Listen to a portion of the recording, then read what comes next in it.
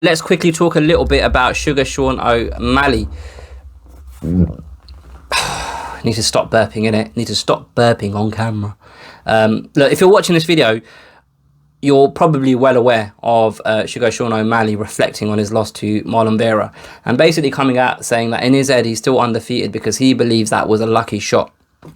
And I just wanted to react a little bit about that because I've seen, you know, different people react. I've seen Twitter, MMA Twitter going to meltdown about it, and MMA Twitter is a bit of a fucking cesspool. It's a weird place. Like, I started following a load of MMA fans on Twitter recently because I wanted to get more involved in MMA Twitter, but I just find it's full of a lot of weirdos, and I'm very aware of the fact that MMA Twitter is probably full of like teenagers and youngsters and stuff like that, and I'm not really young anymore, so I'm not really gonna think or enjoy the same sort of humor as they do, maybe. But one thing that I find really weird is when someone is a fan of one particular fighter, like, you know, his profile picture is that fighter.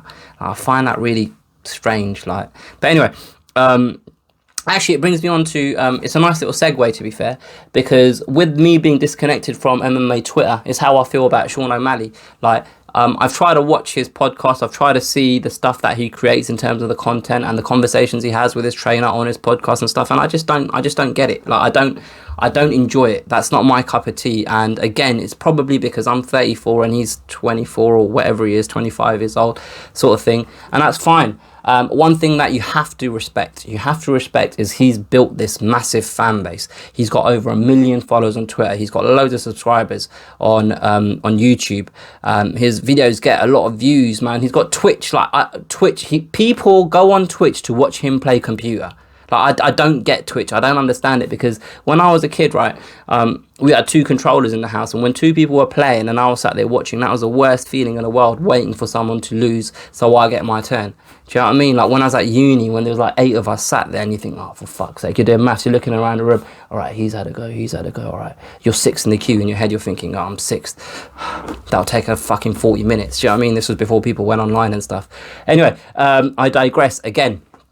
But the point I'm trying to make is, like, he's built a non-MMA following. He's got a fan base that aren't hardcore MMA fans like you and me. Because of that, I feel like there's a chance, there's potential that he, in his heart and mind, he doesn't believe that he's undefeated.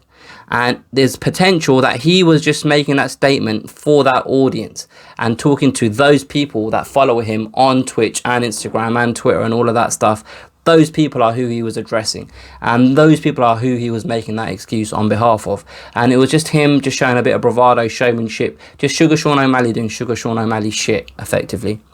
However, if he does believe this statement or the sentiment that he's still undefeated just because he believes that was a lucky punch, I'm a little bit concerned for him, to be honest with you, because I've said this before, I believe Suga Sean O'Malley is a guy whose career, if it continues on the same trajectory it's on at the moment, he has the potential to fucking go all the way up like Fat Joe and become, I was going to say heavyweight world champion, but obviously not, become, you know, the champion of the world.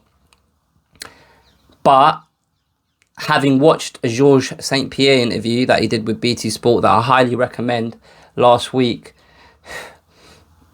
you become the best in the world by constantly evaluating where you are at and being honest with yourself and working on your deficiencies to improve for every fight. And that's something that Georges St Pierre was the best at. And that's something that Georges St Pierre talks openly about. And that's something that Georges St Pierre displayed in the octagon. In the rematches he's had, and just fight on fight, showing improvements, intelligence, just game plans, and the way he just conducted himself. And for me, he's the best that ever did it. And I'm not saying Suga Sean O'Malley has the potential to be the best that ever did it, but who's to say he can't? It's an old cliche in combat sport that your losses are more valuable than your victories, because it gives you an opportunity, it shows you point blank in your face where your deficiencies are, what you need to improve on, and how you can become better when you lose. But if you're not taking the value out of that, if you're almost shunning that loss, the same way Deontay Wilder decided to make an excuse after he lost to Tyson Fury, and he said his bodysuit was too heavy, which meant that his legs couldn't move the way he usually moves. Like, if you're going to ignore the fact that fundamentally you were outboxed in that performance, right? You're gonna ignore what you did in the ring, and focus on something that's exterior. It's the same thing that Sean O'Malley is doing, because even though that calf kick landed in the octagon, he's not focusing on the fact that it landed. It landed in the first place. Whether Vera meant for it to land with the impact and cause the damage it caused is a totally different story, because Vera can't control how his opponent reacts to a strike that lands.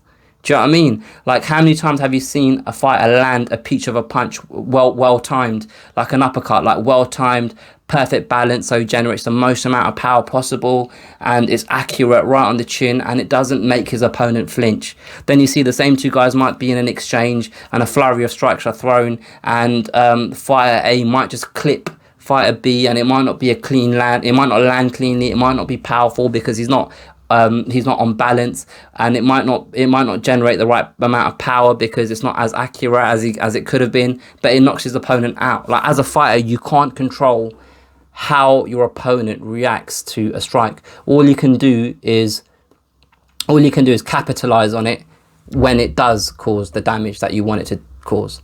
But in this instance, Suga Sean O'Malley, he's not focusing on the fact that Vera was able to land the kick. He's focusing on the fact that that was a lucky kick.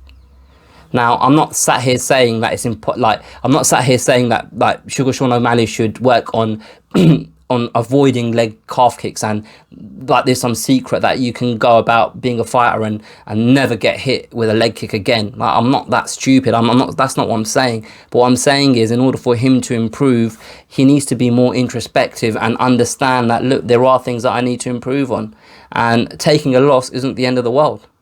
Do you know what I mean? Like the reason why I love mixed martial arts, and I think mixed martial arts seems to be growing at a much bigger rate than boxing, and boxing seems to be going backwards a little bit, is because in boxing there's so much value given to the O, and in MMA it's not. Like, you can lose a fight and you can come back and win a fight, and then you'll be fighting for the title the third fight after. Like, look at Robert Whittaker. Like, imagine Robert Whittaker got comprehensively beaten by Israel Adesanya, and he's come back and he's beaten Darren Till, and if he beats Cannonier, that he's back in with a title shot effectively. Do you know what I mean? Like, you don't really see that happen in boxing so often. And I suppose the point I'm trying to make is, he's putting a lot of value on the wrong things, in my opinion. I'm not an expert, I'm a fan, but in my opinion, he's putting a lot of value on the O, and he's putting a lot of value on his own ego, in his own denial of the fact that he lost a fight fair and square. And that's a dangerous position to be in if your ultimate aim is to become the world champion and be the best version of yourself, because you're denying yourself the opportunity to do that. And that's it, really. I just hope it's the first scenario that I threw at you guys, and I hope he genuinely has taken this loss as a loss, and he knows in his heart that he lost this fight fair and square, and he knows that there's improvements to be made and there's work to be done, and he was just making that statement for that fucking other crowd that he's got following him, that are putting money in his pocket. Because if that's the case, fucking fair play, man. Do your thing. You can't hate on a guy that is earning a lot more money than majority of the fighters on the UFC roster and just in MMA in general, outside of the sport itself. Like, you have to commend the guy for that. Do you know what I mean? So fair play to him. But if, like I said, if he genuinely believes he's undefeated, then maybe he'll just get older and he'll start embracing difficult situations more, and understanding that they will help him grow later on. Or he just won't reach the potential. He just won't reach where he can potentially be, because his own ego and his mind won't let him. So yeah, that's what I think. What do you guys think? Please feel free to put comments below. If you've enjoyed this video, share it, subscribe it, all of that good stuff. And I'll catch you guys next time. Ciao for now.